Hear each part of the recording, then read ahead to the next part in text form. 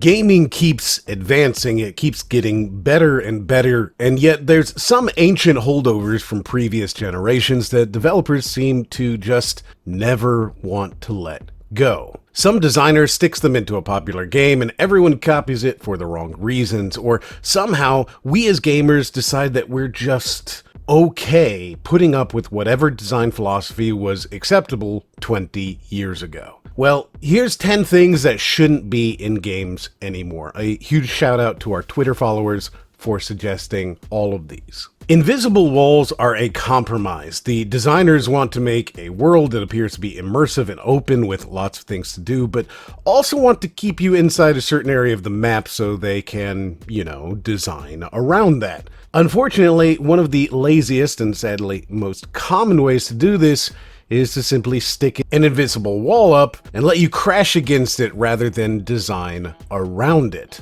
Want the world to look like it's been in a fight? Add a hole in the wall. Worried someone will explore that hole? Add an invisible wall in the way. Yeah, this is a compromise, but it's a compromise on the side of bad level design, and it really should go away. QuickTime events were originally added to games to make them more immersive and make gamers feel like they were more in control of the actions happening on screen, but almost immediately they failed. QuickTime events, hilariously and ironically, pull you out of the immersive cutscene you're about to watch and force you to look for and react to prompts on the screen. Now, that's not to say they're always badly implemented, but there's nothing worse than sitting back to watch a cool cutscene only to suddenly fail because you didn't hit a button fast enough. Help!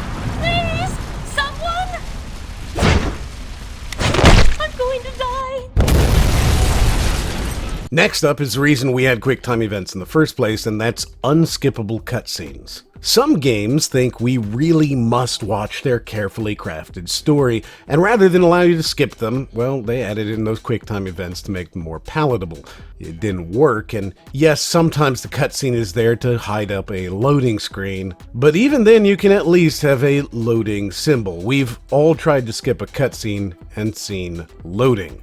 However, there's a certain camp of people who think you shouldn't skip cutscenes, especially the first time, but ultimately it comes down to player choice. And unskippable cutscenes remove player choice. Now, if you want the best of both worlds, how about unskippable tutorials? Most of these amount to little more than basic explainers of things that gamers already know.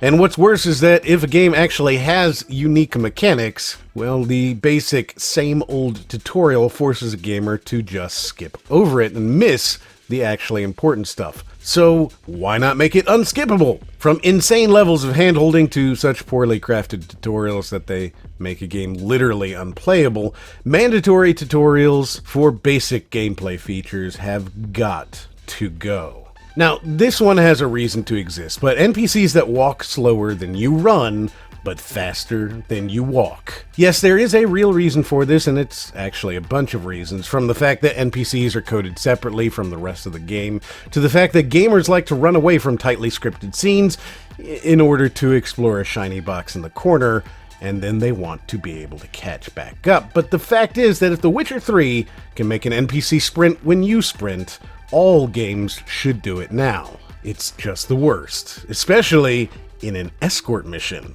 Now, for a problem that's all new to modern day gaming instead of endemic to the industry as a whole, maps that are just too darn big. Now, this isn't specifically about the map itself, no, it's more about the fact that none of these games have figured out a system of fast traveling or getting around the map in a way that doesn't leave you spending hours of time traveling through the same areas over and over again, or forcing you to skip everything in order to avoid it. There's no happy medium, and it's time someone spent some time to figure it out. And speaking of figuring things out, it's time for the timer to go away. Timed missions fall into one of two categories: too much time or not enough time. Either the game is impossibly harsh about timers, or they give you so much time there might as well not even be a timer at all. Ultimately, this just forces the game to feel sloppier, regardless of which direction the developer goes with, and it just feels lazy. Laziness sort of becomes a theme when we look at this list overall, and another thing to throw on the bonfire is the lack of matchmaking in online games.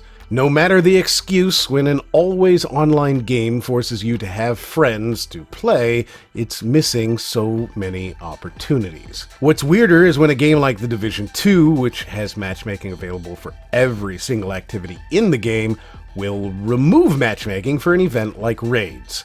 It's inconceivable why any developer would think that making it harder to play the game is a good idea. And of course, speaking of making the game harder to play, we've got one of the great banes of modern day gaming, always online single player. There's simply nothing worse than playing a game and getting disconnected and forced out of the game because the game can't reach the internet. And finally, one last lazy feature. Which button was the run button? Wait, which one? Yes, the loading screen only controller map.